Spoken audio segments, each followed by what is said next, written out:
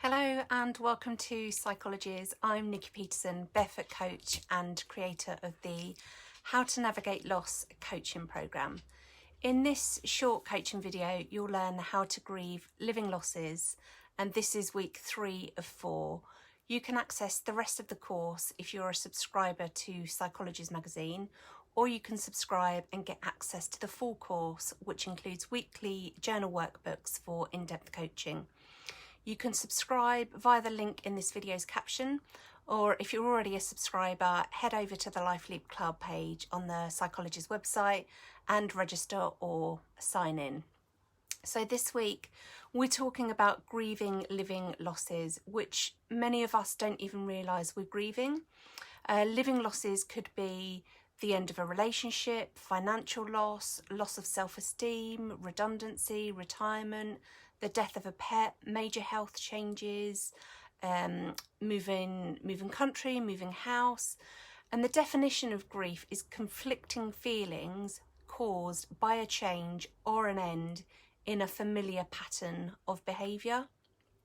So there are many times when these living losses, and there are far more than those that I've just mentioned, they go unrecognised as grief, yet they carry all of those same emotions.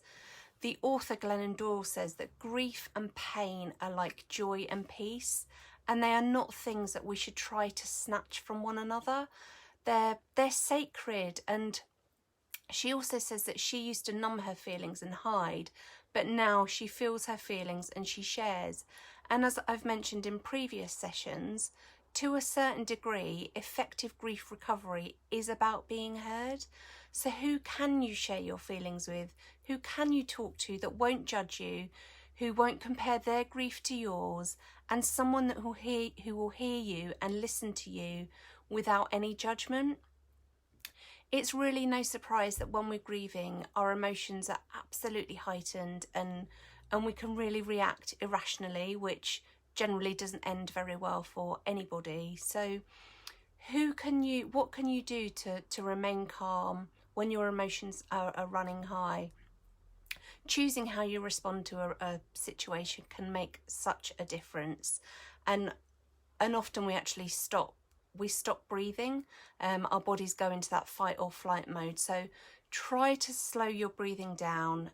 A really simple method is breathing in for 4 and out for 6, and practice that when you don't need it. So when we are grieving, we want answers, and there are times when we can actually scroll endlessly on our devices, and sometimes that really doesn't serve us if there's too much of it. So who or what can you actually limit what is not serving you right now? Sometimes trying a digital detox or even a friend detox is a great idea, and writing your emotions down can be better. So put pen to paper, really express your feelings.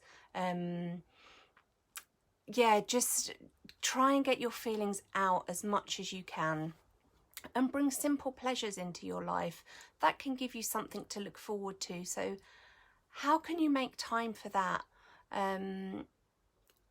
Also, grief is embodied, so how can you move more?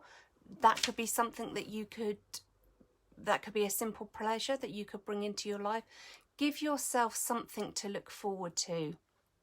And something else to consider is creating a safe place in your head, somewhere that you're familiar with, that you love and that you have good thoughts and that you have memories about.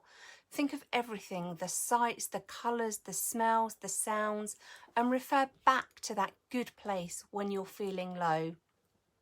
So my final question for this week is, who or what gives you comfort? Because self-compassion is such an important part of the grieving process.